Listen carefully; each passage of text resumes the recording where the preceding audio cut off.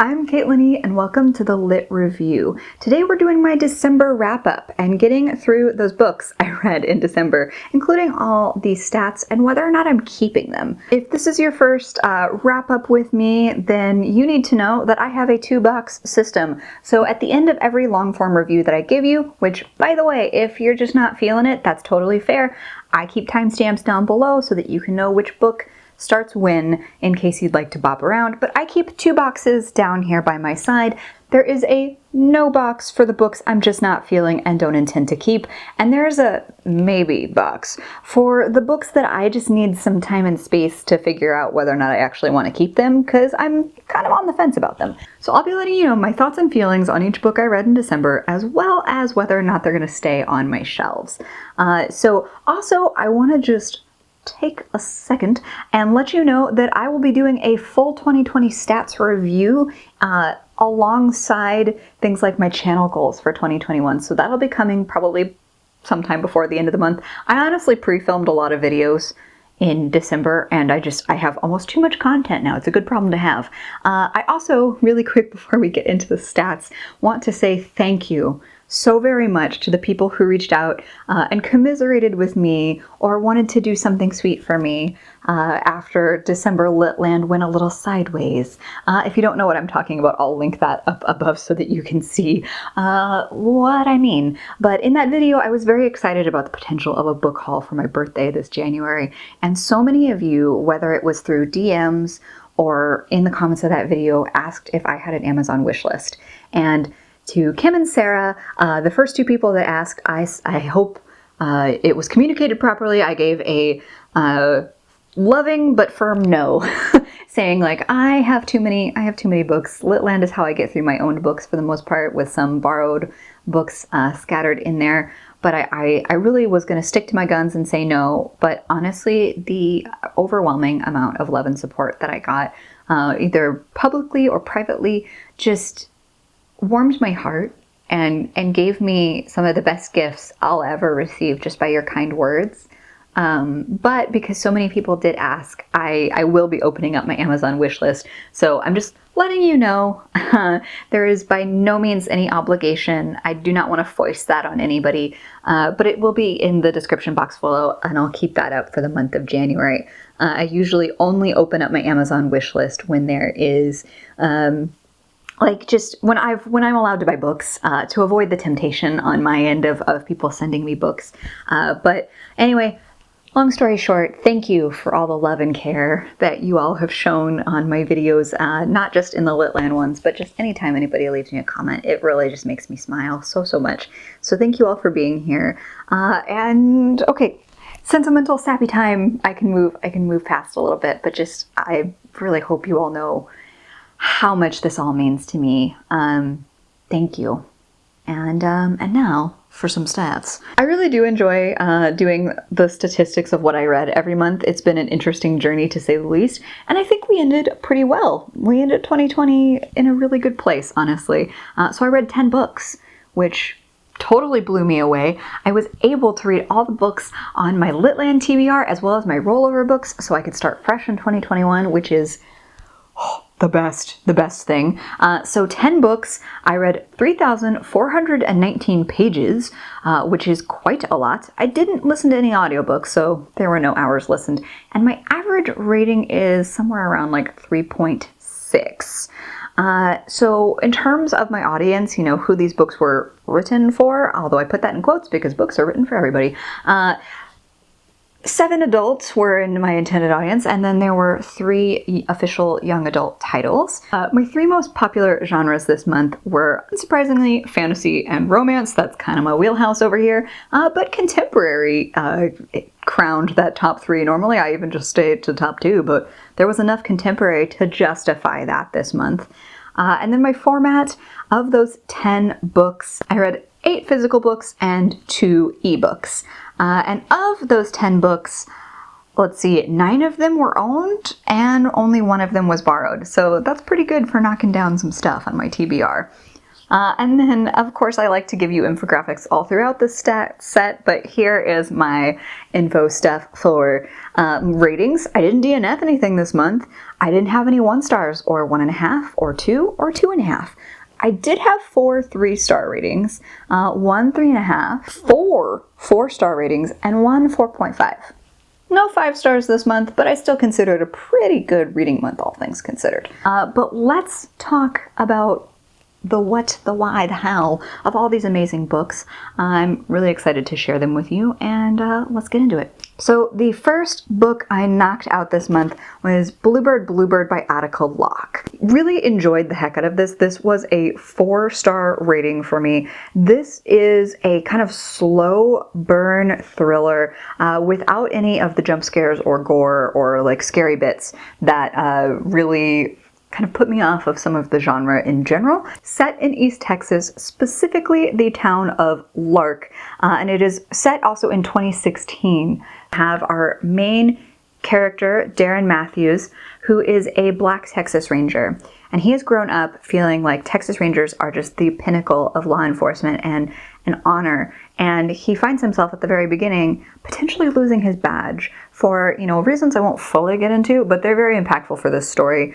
But before it's taken away, he kind of gets this one last chance to go investigate under the table, not at all in his official capacity, a crime that has happened in Locke, Texas. So specifically, within a week, 2 people are found dead. One is a white woman and one is a black man. And the town sheriff in Locke is determined to keep those 2 deaths separate, but you find out as Darren investigates that they're more intertwined than you could imagine. So it's a really good, like almost oral history type of take on a thriller. Like there's a lot of stories and motives and really good character stuff, which is why I really enjoyed it. I am a big character reader. I just 100% love a good character-driven thing.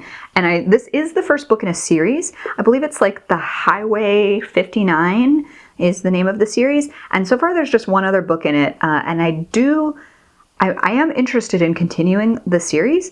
It leaves on just the tiniest bit of a cliffhanger. If you wanted to read this as a standalone, you certainly could, but I'm intrigued by the series and I would like to read more Atticka Locke. So I think this is a no-brainer for me in terms of keeping it, especially because it's not a genre I read very frequently, but very much enjoyed this. Next, I decided to tackle one of my my punishments for the month of December, and that was the a hyped up book that you missed the hype on, and that would be An Ember in the Ashes by Sabaa Tahir. So this one did kind of pass me by. The 4th book in this series came out in the month of December, and I read the first one for the first time in December. I'm happy to say that I get the hype now, though. I ended up giving this 4 stars, and I think the reason it's a 4-star for me, more than any specific little thing I can point to, I want to say at least this much of the book, if not more, if not the first close to 200 pages, I was like, okay, it's a nice fantasy, but I don't think I get why people love this. I was halfway through the book, I was like, I don't know, maybe I just didn't read it while the iron was hot, that old chestnut. Wow, I am mixing metaphors now. But I was like, I like it, but I don't love it, and I don't understand why people lose their minds over this. And then the plot kicked in extra hard, and I was like, oh, okay, that's why people love it. Check. So that's kind of what detracted a star, is that for me, it took a little while for the story to stand on its own as something that was unique and interesting and engaging above and beyond other fantasy tropes that I really enjoy. But when it did, I feel like it went there full blast. And I am so excited to see where the rest of the series goes. I will definitely be reading the rest of the series. It may take me a few months because, like I said, December Litland did not go great for me in terms of getting towards a book haul, and I really want to own these. I know I could check them out from the library, but like I've just committed. I've decided I want to own these. So the next time I can buy books, I think it's just going to be a full tilt purchase for me of like the rest of the books in the series. And maybe by then the 4th book will also be out in paperback so I can get all my covers to match, which is ideal. It should come as no surprise that I am keeping this, so happy to keep going as well. And then I read one of my ebooks for the month. So that was How to Elude a Vampire by Alice Winters. This is one that I use my Kindle Unlimited subscription for, and I hope that if you enjoy romance, contemporary romance, romance, that you would give this series a shot. It's super charming and funny, and there's good disability rep. Maybe good is not the right word for me to use since I myself do not count as part of that community, so I'm maybe not the right person to say if it's good or not, but the representation is nice to see. We'll say that. Finn is one of our main characters, and he is a human who is on the basically like the vampire police squad. It is the, what is it called? It's the VRC, Vampire Related Crimes Unit.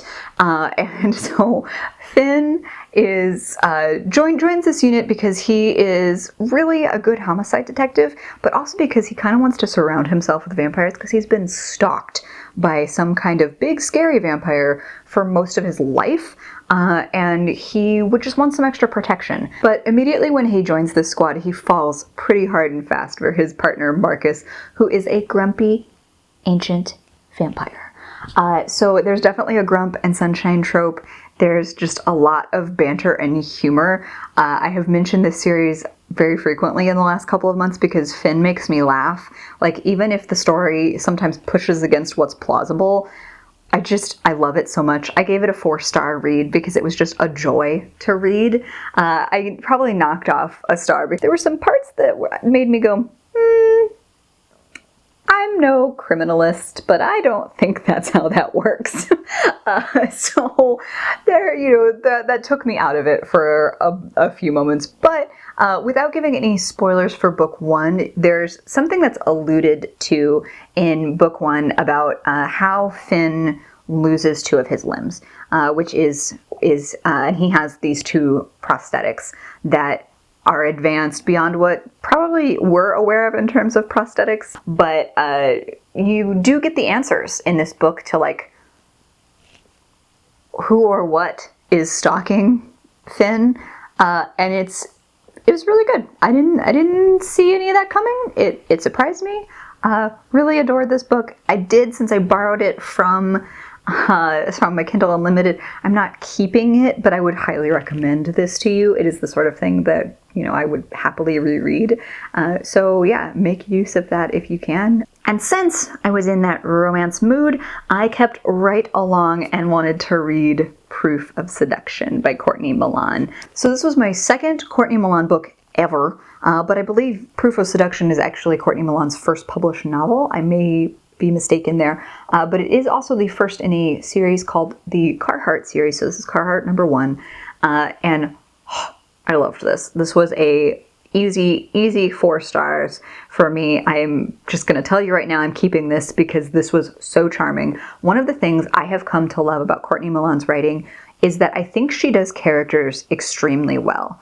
If you are a fan of romance, and specifically historical romance, there's a lot of tropes out there in characters, regardless of what genre you love. And sometimes you love it when people lean into them. What I think Courtney Milan does exquisitely is take those tropes that we're familiar with and turn them on their head, or give those characters way more depth than you were anticipating. And she does that not just for her main characters, but for her side characters as well. So you may be familiar with the trope of a member of the nobility falling for either a middle class or servant class individual in historical romances.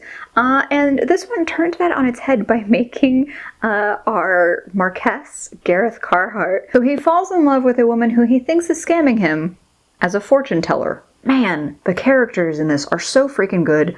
The romance is good. There's 1 or 2 scenes where, because he's kind of an idiot, Gareth blurs the lines of consent a little bit, like not to the point of there being assault involved, but he just kind of like goes for things to like prove his point. So that's kind of why it's a 4-star and not a 5-star, because that like kind of put my nose out of joint a little bit.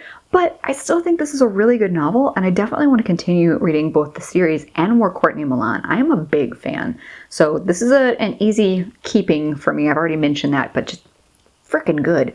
Okay, and then next I decided to tackle, I was in a mood, I think it might have been the holiday cookies of it all, but I decided to tackle Chocolate Chip Cookie Murder by Joanne Fluke. So this one I kind of have some complicated feelings about, y'all. I did give it 3 stars, so I did like it. There's a lot to like it about this book. It is the first in a very long series that is all like kind of food themed, called the Hannah Swenson Mystery. So this one caught my eye initially because it also has recipes in it. I didn't get a chance to try any of them out when I was reading this, but I really would like to, because there are some very cool recipes throughout this book. There's also a like 100+ page short story at the end of this, so it looks a lot thicker than it actually is. And the short story also has recipes. So I do love that as like a cozy mystery vibe. Part of why I think it gets a 3-star for me is that there were just some things. So Hannah Swenson is in this really cute little small town in Minnesota called Lake Eden. And she, outside of her cookie shop, finds the milk delivery guy dead one day. And that's the first time something like that's ever happened in their super small town. So that's the jumping off point. Hannah is the sister-in-law of one of the local deputy sheriffs, so she's kind of trying to help him because people just tell her things, in part because of her cute little cookie shop that she owns. So it's a really cute, fun, lighthearted little mystery. It definitely, I've read this in like 2 days, 3 days maybe. Loved it for that. What I did not love was a couple of things, but the 2 big ones were she runs a cookie shop. Right? We love cookie shops. Bless them for their delicious eats. And yet, Hannah, as a character, as well as the authorial voice, does an awful lot of fat shaming internally. And I'm just like, look, there's no reason for that, ever. The other thing is, Hannah is like 28 years old. 28. And she is being referred to by her mother and sometimes by herself. She's like, oh, I'm 28, you know, it's going to be difficult to find somebody. I'm just past dating. And I'm like, what? No. This is how I can tell that this was written in a slightly different time or by somebody who has lived through slightly different societal standards, because that's a load of hooey. You can either be perfectly valid by not being married or choosing to date, or alternatively, you can date and or get married whenever the frick you want and be totally valid. And I just deeply resent books that foist these societal stereotypes and expectations on us. So that is why this gets 3 stars. This is also why I will be keeping this book, because I do want to try those cute little recipes. I will be reading probably the rest of the series unless it really drives me nuts with those 2 things I just mentioned, because they're not great. They're not super present throughout the book, which is why I think I can safely give it a 3-star.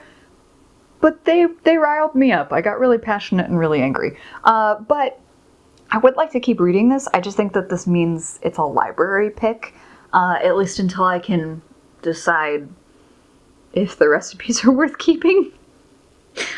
So, you know, it's a tenuous keep for me. I may, the next time I do an unhaul, decide to get rid of this. We'll see where it lands, but complicated bout of emotions, but it was very cute. But I struggled with this book, and that is Star Daughter by Shveta Thakrar. So this is one of those books that I was not paying attention to my book subscription teasers, and I ended up with 2 copies of this book from both Fairytales and Owlcrate. But it is a really stunning rendition. I believe this is the Fairytales edition of the book, and I was obsessed with the premise of this. I've mentioned so many times before that I love a good celestial moment. And yeah, I wanted to like this so much more than I did. Now, that said, I did still give it a 3 stars, so I didn't not like it. I was just really disappointed by some of the execution. So let's talk about that a little bit more. First of all, when I was reading the description on the dust jacket, I really thought this was going to be a historical fantasy, and I love historical fantasies. However, it turned out to be more of a contemporary fantasy, and that is not precisely my cup of tea. I do read them, and there can be some really amazing ones out there, but the first 100 pages or so of this was really deeply constructed in that contemporary space, and it was not working for me. It was not hitting all of those yes moments when you read a really good fantasy that you're deeply invested in.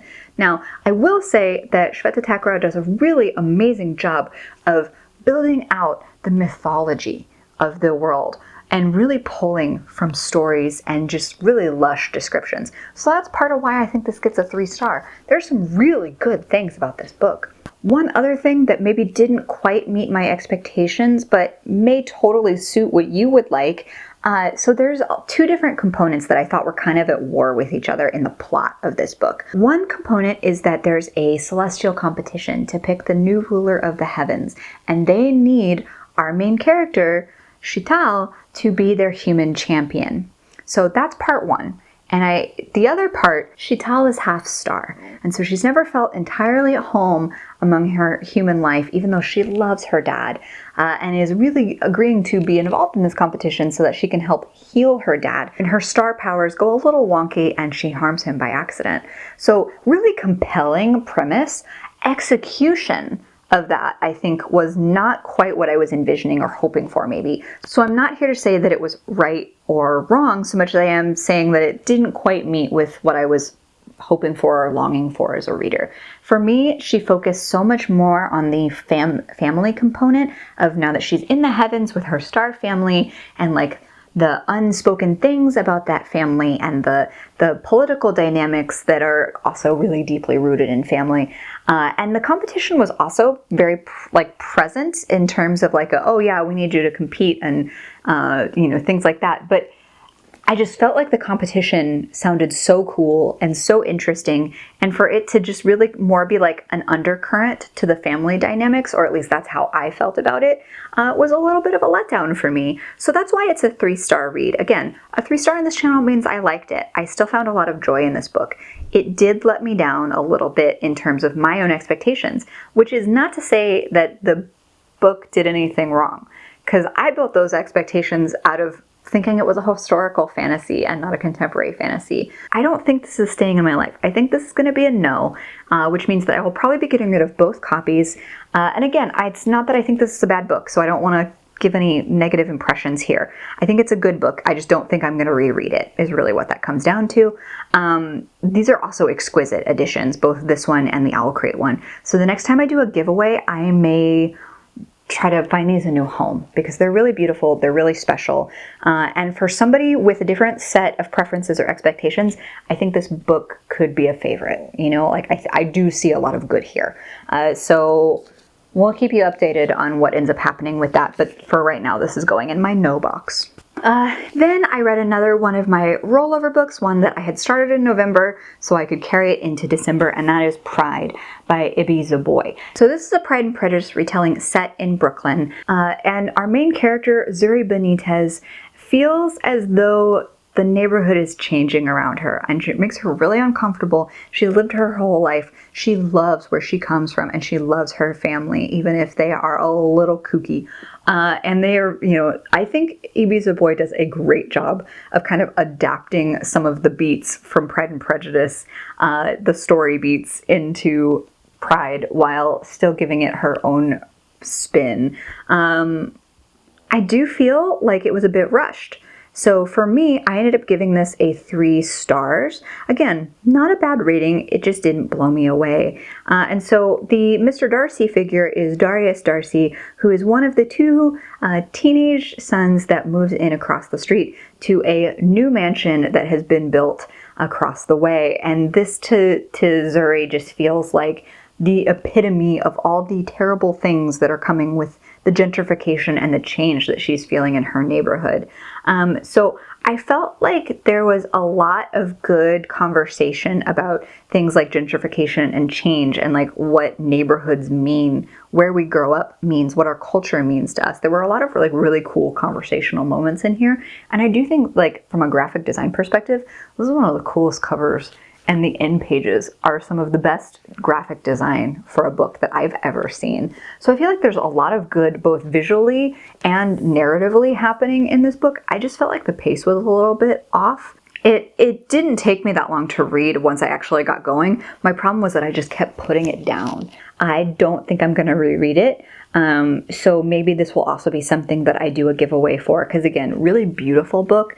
And if you are a Pride and Prejudice fan, I think you would find this pretty rewarding. But for me, there were just like a couple of like story points that either got downplayed or too played up. I think, to be fair, that's something that a lot of retellings struggle with when you're trying to put your own twist and spin on a story that's been told before. And I think Ibi Zoboi did a really good job of that from a character perspective, which I really appreciated. But I wasn't feeling it from a plot perspective in the same way. So it kind of just created some mental discord for me. But I did really enjoy this and thought it was a fun time. So 3 stars, but I'm not going to keep it. And then I went ahead and read a poetry collection. This is Fierce Fairytales by Nikita Gill. But these are really just like riffs on fairy tales from around the world, not just the anglicized versions. And it's just like the twists and turns and different like takes on them. I ended up giving this a 3.5 stars. I am going to keep it because I think there are some really stunning individual lines of poetry throughout this collection. Like there are some specific lines that just lit me up inside, and I was just like, wow, that is profound, that is beautiful.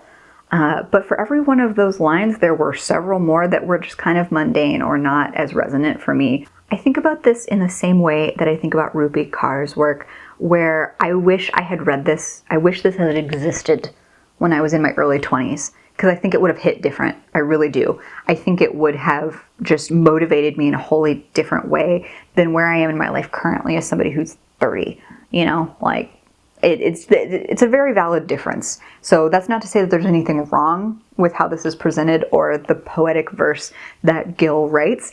I just think I'm not quite the target audience anymore, and it's amazing what a decade of perspective will do in that way. So there were still some really shining moments, and I want to keep this collection for those shining moments, but overall it was kind of middle of the road for me, which is, you know, why it's at a 3.5 star. So there's that.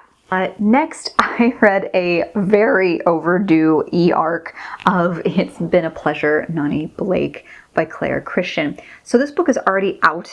I read an e-arc, but this book is already out. It came out in September. I'm terrible at reading things ahead of time, but I'm so dang grateful I read this book. Wow. And it was one that I actually had to roll over into December. I started it in November and frankly wasn't feeling it and was like thinking, oh God, I'm gonna have to pull teeth to get through this book. It was a little slow at first. It's been compared on like the blurbs in that e-arc to Bridget Jones's Diary. And I read that one when I was in my 20s. And my quick thoughts about Bridget Jones's Diary, which are relevant here, is I felt like it was trying to satirize and point out some of the really awful expectations that women either put upon themselves or have put upon them. So like in Bridget Jones's Diary, she's like cataloging how many cigarettes she has a day, how much like she's eating or how much she weighs.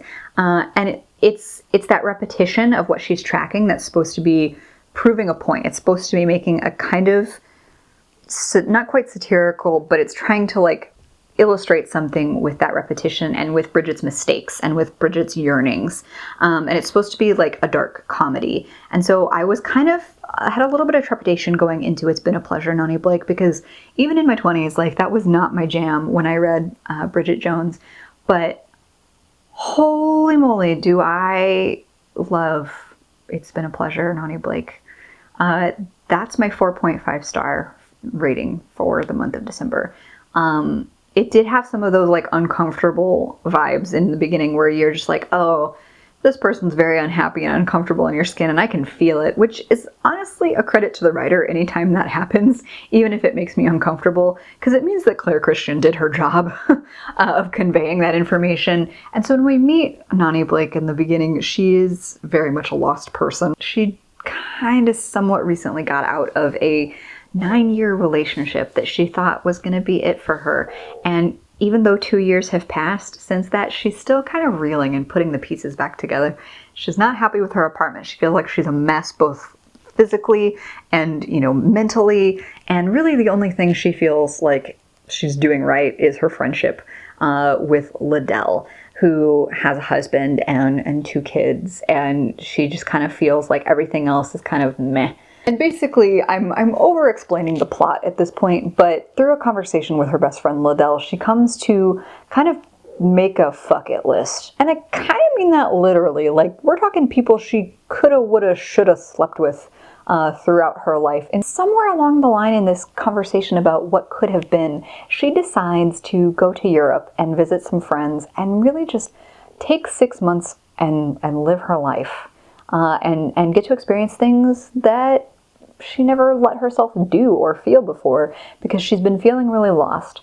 And that journey for her, wow. Like, she's 36 when she takes this journey, and it just feels like such an experience, like such an emotional journey in the vein of Eat, Pray, Love. It's really like, It's Been a Pleasure, Noni Blake is the middle ground between Eat, Pray, Love and Bridget Jones's Diary. So if either of those books were a joy for you, may I suggest this book. As many of you know, when I first started this channel, I talked about how I was making a big pivot. I was making a big swerve in my life. I've mentioned it a lot with some of the books I've been reading, and it's been a really impactful one for me. It's been one, I've changed careers. Unless you're a really well-centered individual, sometimes you just get in this mindset or this path where the thing you think you're supposed to want, you just get lost in it. And one of the phrases from this book that really stood out to me was I became happy being unhappy. And I was just like, yeah, that's it. That's the thing. And I personally I became happy being unhappy in my previous job, and decided at the end of 2019, beginning of 2020, that I didn't want that anymore, and made this big change. And I've been really loving books that feature characters who are going through similar changes. And I appreciate it even more when those characters are not like 21, because those are still valid changes and pivots. But again, I've mentioned I'm 30. It's nice to read about somebody who's 36 and having like a sexual discovery, who's having a life discovery, who wants to like change the way she thinks about the world. And I really find that very inspiring, that you're not done after whatever expiration date you've managed to conjure in your mind. I like those narrative reminders. I think that's the importance of storytelling. I also just thought this was a very funny book. I cried a little bit. I laughed a few times. I basically, after I had put it down when I started it in November, being like, oh, this is going to be a struggle. When I picked it up again, I finished it in like 5 hours. I just like sped through it. So I ended up loving this book. I think the only reason it's not a 5-star read for me is that it was a little slow, and I did walk away from it for a while and then just almost dismissed it. And man, am I glad that I didn't, because it's probably one of my favorite books of 2020. So I have an e-arc that I will be keeping, but again, the next time I can buy books, I will be sending Claire Christian some money by purchasing her book. And yeah, just give that a go if that sounds at all interesting to you. And then the last book I read in 2020, I kind of squeezed it in there, was Bird by Bird by Anne Lamott. This was originally published in 1994. So any of the things that I have to say are going to be kind of couched in that knowledge. I gave this 3 stars. I do think I'm going to keep it because there was some really interesting tips and things that kind of woke me up, and it really made me think about writing in a different way, which I think that still has value. However, because it's published in 1994, I would also like to give you some trigger warnings, because sometimes humor in different times doesn't land the same way. So There's a lot of jokes about suicide in this, which I found very uncomfortable. I know I'm smiling. I smile through my awkwardness. It's kind of my thing. This was uncomfortable. Like, there are a lot of good writing tips in here, and there's a lot of good, like, sharing through memoir, but in the first, like, 80 pages, I think there were 3 or 4 either allusions to suicide or jokes that she's heard other writers make about being suicidal, and that was really off-putting for me. I think there's a lot of good writing advice in here. Like, one of my favorites is that she keeps a empty picture frame by her desk, and she lives by the idea of short assignments. So, like, write as much as can fit in the picture frame, and that'll be, as long as you build the habit and practice of doing that, you strengthen your muscles as a writer. And I really appreciated that kind of logic and that kind of weird practical tip. So that's the kind of things that I really appreciated this book for. Some of the humor, be it political, be it personal, did not land well with me. And I think that's a big part of this book because of its memoir abilities as well. So again, I acknowledge that times were different, and comfort with certain types of humor may have been different in 1994. I think you should go into that knowing that there are some kind of awkward or uncomfortable moments for the modern reader, even though there's still some really good advice in this thing. So again, and maybe that's just me. Maybe if you've read this and you didn't feel those feels, that's okay too. But I would want you to know that going in. So this was a 3-star. I am going to keep it, but again, this may be the kind of book that I don't keep during my next unhaul. It's kind of in that tenuous, I'm keeping it, but space. So there's that. So these are the books I'm keeping from this month, and I do have intentions to buy. It's been a pleasure, Noni Blake, in a physical form the next time I can. I also have intentions to do some more purchasing of one Sabaa Tahir. But yeah, it was a pretty good month for me in December. Thank you for spending time with me. I hope you have a fantastic reading day. Like and subscribe if you'd like to see more of me or this channel, and I'll see you in the next one. Bye!